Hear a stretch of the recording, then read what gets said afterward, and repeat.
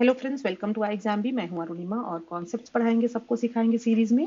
आज हम एक बहुत ही important, simple but very very important chapter लेकर आ रहे हैं, टेंसेस। और टेंसेस इज लाइक, अगर इंग्लिश को आप पूरा एक पौधा मानते हैं, चाहे आपका ऑब्जेक्टिव टाइप क्वेश्चन सॉल्व करना हो या फिर डिस्क्रिप्टिव इंग्लिश लिखना हो, तो टेंसेस जो है वो सीड है। सो अगर हमने सीड पे ध्यान नहीं दिया तो हम कभी भी सही इंग्लिश नहीं लिख पाएंगे, ना बोल पाएंगे, और ना ही हम एरर डिटेक्शन के क्वेश्चंस हो या फिलर के क्वेश्चन हो, क्लोज टेस्ट हो, बहुत जगह पे टेंसेस का इस्तेमाल होता है।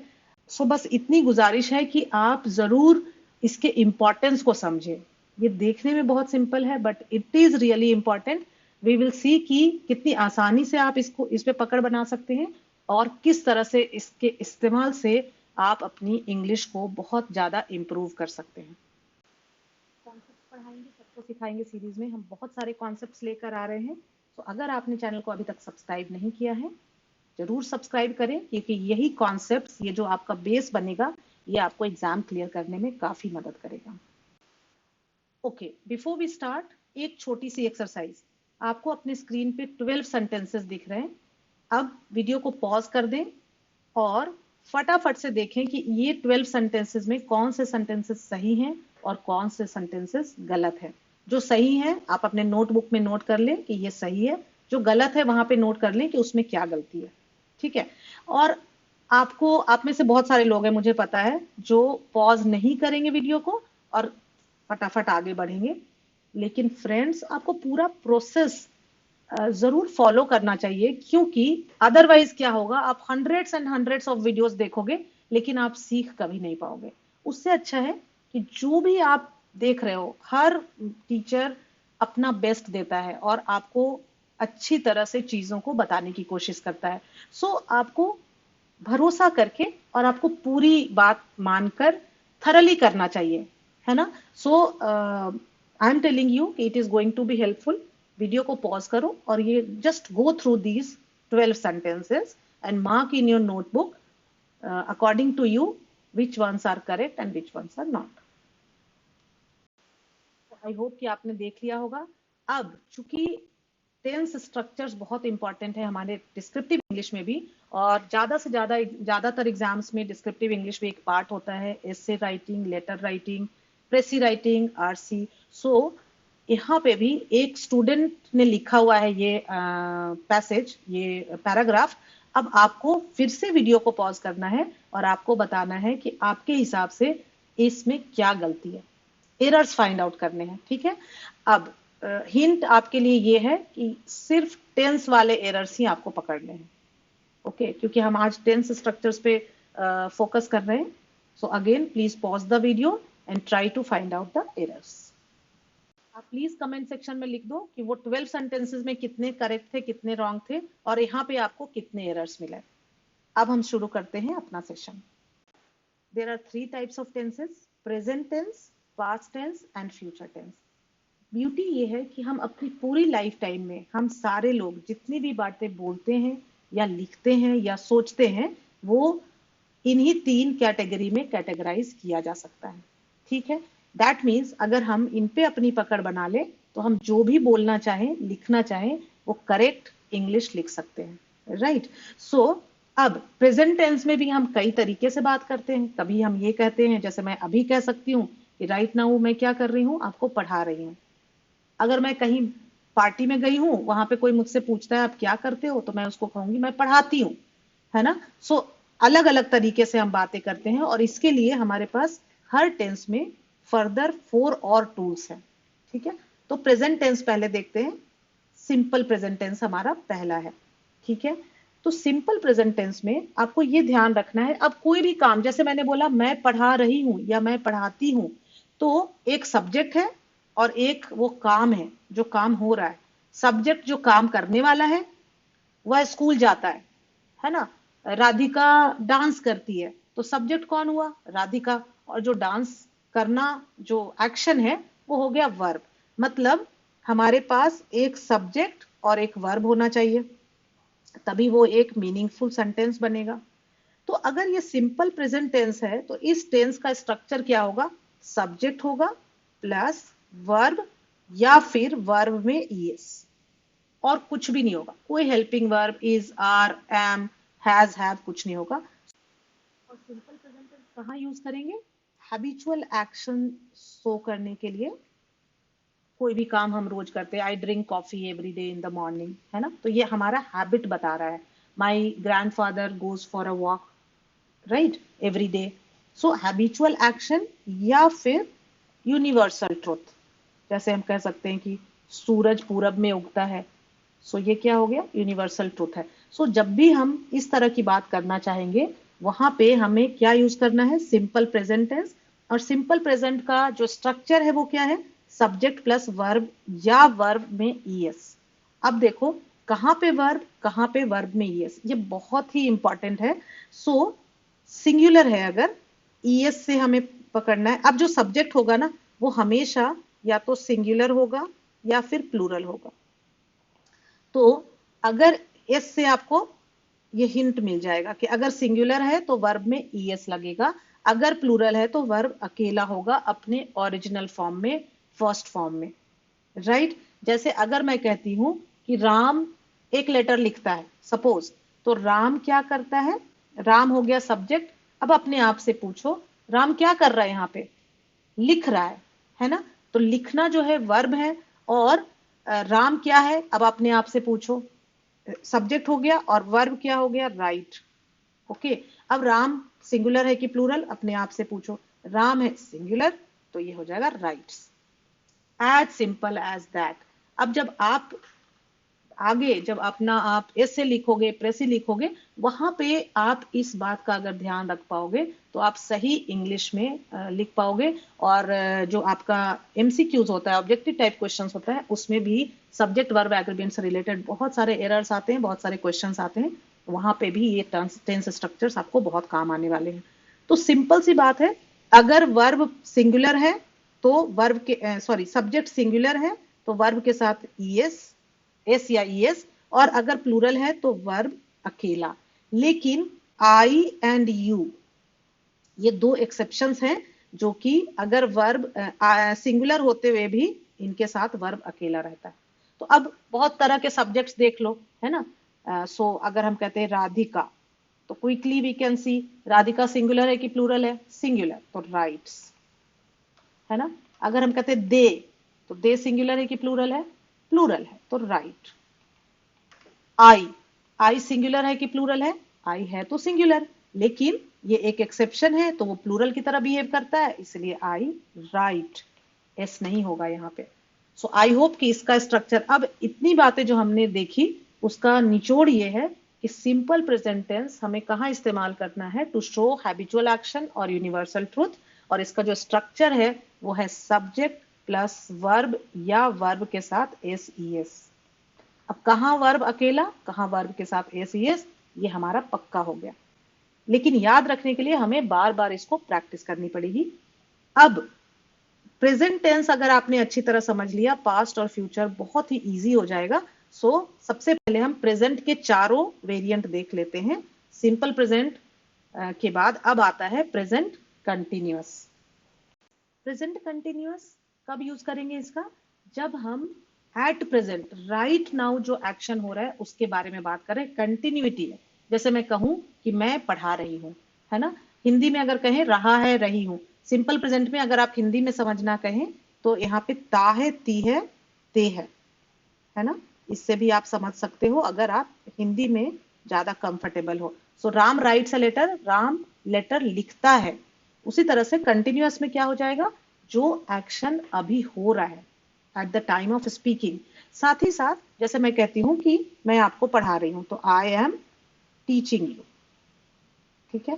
कभी कभी ये ऐसी किसी बात के लिए भी यूज कर सकते हैं, जैसे अगर मैं कहूं कि मैं हैरी पॉटर पढ़ रही हूँ, तो जरूरी नहीं है कि एट दिस मोमेंट पढ़ रही हूँ, क्योंकि ये किताब पढ़ना थोड़ा लंबा भी चलता है। कई बार हम कोई बुक उठाते हैं तो हफ्ता 10 दिन चलता है, तो हम फिर भी इस्तेमाल कर लेते हैं प्रेजेंट कंटिन्यूअस का कि I am reading Harry Potter, right.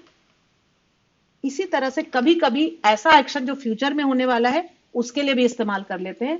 जैसे मैं कह सकती हूँ, अगर मेरी फ्रेंड शाम को आने वाली है तो मैं कह सकती हूँ my friend is coming in the evening, है ना। तो इवनिंग में आएगी, लेकिन हम यहाँ पे भी कंटिन्यूअस का इस्तेमाल करते हैं। तो 3 तरीके से प्रेजेंट कंटिन्यूअस का यूज हो सकता है।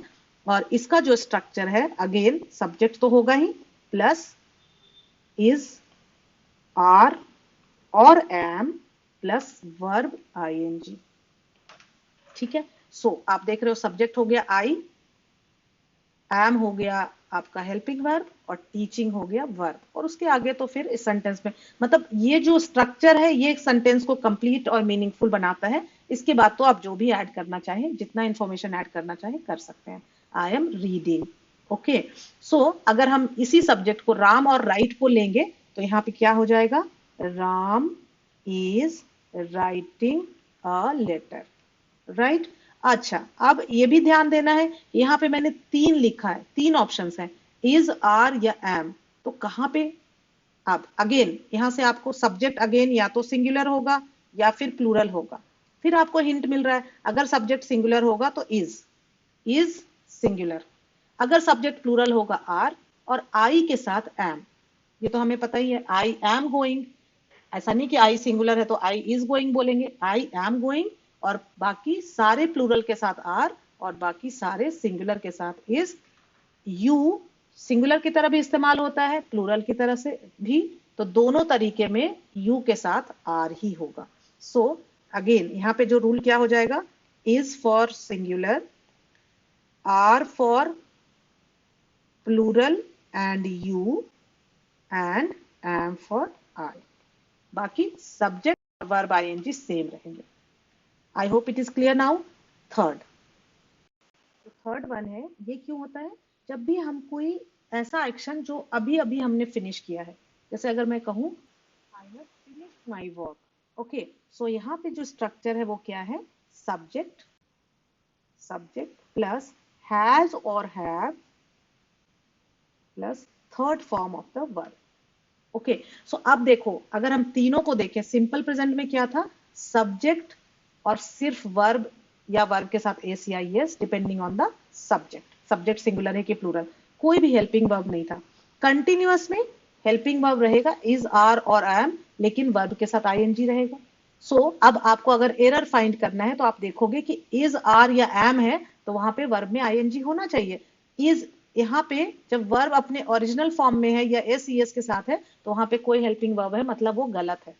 और ये एक्टिव में, ये जो टेंस स्ट्रक्चर्स हैं ये एक्टिव वॉइस में है। अगर इसके अलावा अगर आपको कहीं न्यूज़पेपर या बुक में मिलता है दूसरा स्ट्रक्चर, तो आप ऐसा ना सोचें कि वो गलत है, आपको ये समझना है कि वो पैसिव वॉइस में हो सकता है। वो हम आगे देखेंगे, अभी आप पूरा फोकस टेंसेस पे करें, it is important, really important.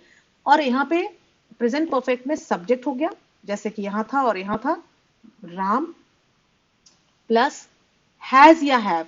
अब अगेन हैज कहा, अगर सब्जेक्ट सिंगुलर है तो हैज, या फिर और सब्जेक्ट अगर प्लूरल है तो हैव। ठीक है। प्लूरल आई एंड यू, यहाँ पे भी आई एंड यू भी प्लूरल की तरह बिहेव करते हैं। राम, अब सब्जेक्ट राम है और एक्शन क्या हो रहा है, लिखना। तो अब राम सिंगुलर है कि प्लूरल, सिंगुलर है, तो हैज या हैव में क्या होगा, हैज होगा। तो अगर कहीं राम हैव है तो हमें तुरंत समझ लेना है कि गलत हो गया। प्लस अब third form of the verb, तो हमारा वर्ब क्या है, राइट, राइट, रोट, रिटन। तो ये आपके तीनों फॉर्म ऑफ वर्ब पता होने चाहिए। Ram has written a letter. Okay. तो इमीडिएट एक्शन हो गया। दूसरा क्या हो सकता है कि पास्ट की हम बात कर रहे हैं लेकिन कोई टाइम गिवन नहीं है, कोई डेफिनिट टाइम गिवन नहीं है, तो हम कह सकते हैं कि, जैसे हम कह सकते हैं I have visited America thrice. Okay. तो हम कुछ बता नहीं रहे कि कब या कुछ, तो हम कहते हैं कि I have visited America thrice. लेकिन अगर हम कहते हैं कि लास्ट ईयर या 2020, तो हम कहेंगे आई विजिटेड अमेरिका इन 2020। ये सिंपल पास्ट हो गया। सिंपल पास्ट और प्रेजेंट परफेक्ट में कई बार आपको कंफ्यूजन होता है, तो वो हम जब सिंपल पास्ट भी समझ लेंगे तब आने वाले लेक्चर्स में उसको क्लियर करेंगे। अभी सिर्फ और सिर्फ, क्योंकि बहुत सारी चीजों का आप ध्यान रखोगे तो आप कंफ्यूज हो सकते हैं, मैं ये चाहूंगी कि अभी सिर्फ और सिर्फ आप इन स्ट्रक्चर्स पे फोकस करो, ये बहुत ही इंपॉर्टेंट है। तो 3 हो गए हमारे। अब चौथा है प्रेजेंट परफेक्ट कंटिन्यूअस, है वो है प्रेजेंट परफेक्ट कंटिन्यूअस। ठीक है, अब आप देखो ये था हमारा प्रेजेंट कंटिन्यूअस, थर्ड था प्रेजेंट परफेक्ट, ये दोनों का कॉम्बिनेशन हो गया प्रेजेंट परफेक्ट कंटिन्यूअस। और ये कंटिन्यूअस है तो जरूर कंटिन्यूटी होगी। यहाँ हमने देखा था, जैसे मैंने बोला मैं पढ़ा रही हूँ, मतलब right now at this moment when I am speaking, जब मैं ये बात बोल रही हूँ तब मैं पढ़ा रही हूँ। लेकिन अगर जैसे मैं इसमें ऐड कर देती हूँ कि मैं 3 घंटों से पढ़ा रही हूँ, है ना, तो ये हो गया perfect continuous, present perfect continuous. So आपको ये याद रखना है कि मैं पढ़ा रही हूं। थोड़ा सा वीडियो लंबा हो रहा है, लेकिन ये कॉन्सेप्ट सीखना है तो हमें थोड़ा ठहर के सीखना पड़ेगा। आप घबराएं नहीं, क्योंकि ये आपके लाइफ टाइम आपके साथ रहने वाला है। सो मैं पढ़ा रही हूं, ये हो गया हमारा प्रेजेंट कंटिन्यूअस। सो ये आइडेंटिफिकेशन भी जरूरी है। और मैं 2 घंटों से पढ़ा रही हूं,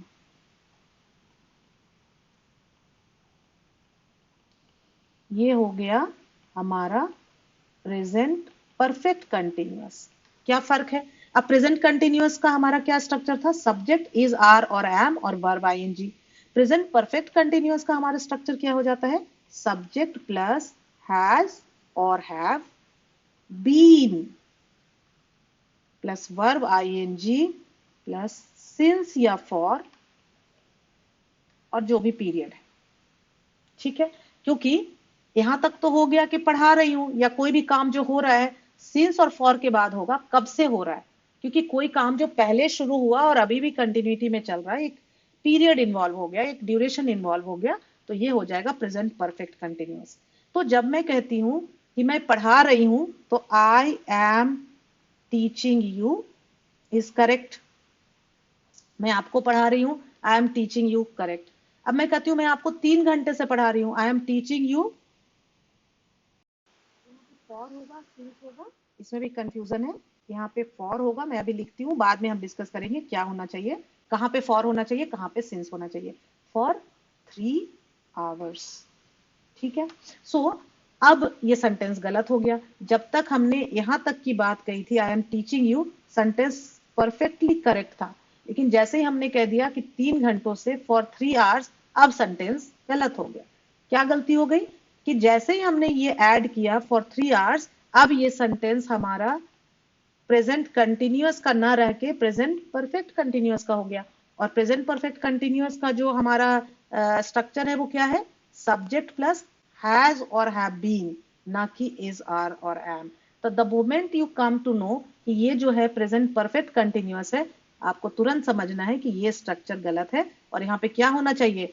हैज बीन या हैव बीन। तो अब आई के साथ क्या? तो आई के साथ हैव बीन, क्योंकि अगेन वही रूल, हैज सिंगुलर के साथ and I you and plural के साथ आपका हैव रहेगा। क्लियर है? सो ये चारों जो स्ट्रक्चर हैं, ये आपको पकड़ के चलना है। क्योंकि वीडियो काफी लंबा हो गया है, हम अगले सेशन में इसके आगे पास्ट और फ्यूचर की बात करेंगे। अभी आपका होमवर्क है, क्योंकि इसमें थोड़ा सा टाइम हम दे करके सीखें तो ये बहुत यूजफुल होगा हमारे लिए। अगर आपको बात समझ में आ रही है, आप वीडियो को लाइक करें। और दूसरी बात मैं ये कहूंगी, आज आपके लिए एक होमवर्क है। एक तो मैंने पहले बोला था कि वो 12 सेंटेंसेस देख के आप बताएं कि उसमें से कितने गलत कितने सही हैं। दूसरा जो पैराग्राफ था उसमें कितनी गलतियां हैं। और अब एक और, आप कोई भी एक सब्जेक्ट पकड़ लो, सब्जेक्ट राम श्याम राधिका रोहन कोई भी हो सकता है, एक सब्जेक्ट पकड़ लो और एक वर्ब पकड़ लो, राइट रीड ड्राइव। और इस वर्ब जितने भी होते हैं उनके 3 फॉर्म्स होते हैं, वो आपको याद होने चाहिए। एक कोई सब्जेक्ट पकड़ लो, जैसे मैंने यहाँ पे लिया था राम एंड राइट, तो राम राइट लिए लिया मैंने सब्जेक्ट एंड वर्ब। तो सिंपल प्रेजेंट में हो गया था राम राइट्स, प्रेजेंट कंटिन्यूअस में हो गया था Ram is writing, present perfect में हो गया था राम हैज रिटन, और प्रेजेंट परफेक्ट कंटिन्यूअस में हो गया था Ram has been writing a letter for 3 hours. इसी तरह से आप अपना एक सब्जेक्ट और एक अपना वर्ब लें और जरूर आप कमेंट सेक्शन में ये चारों स्ट्रक्चर करें, क्योंकि ये नहीं समझ पाओगे तो आगे ना तो आप पास्ट फ्यूचर समझ पाओगे, ना डायरेक्ट इनडायरेक्ट स्पीच समझ पाओगे, ना एक्टिव पैसिव समझ पाओगे, क्योंकि यही आपका जो है रूट है। तो इसको समझना बहुत जरूरी है।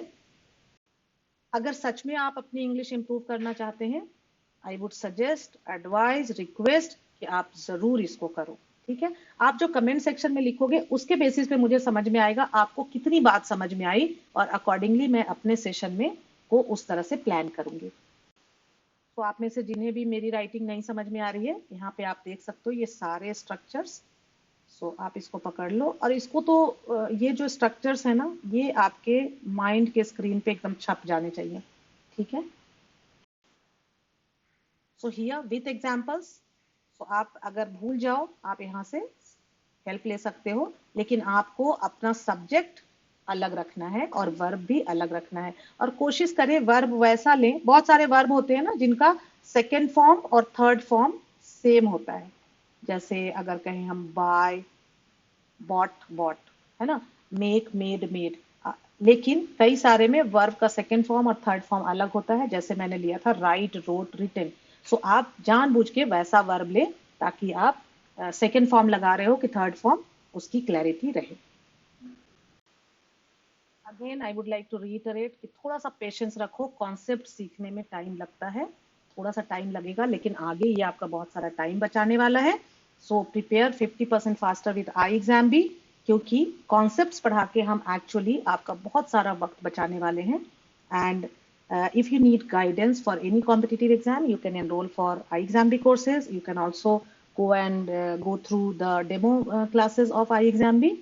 For any further query, you can call at 920 55 24028. So thank you friends. Thanks for watching.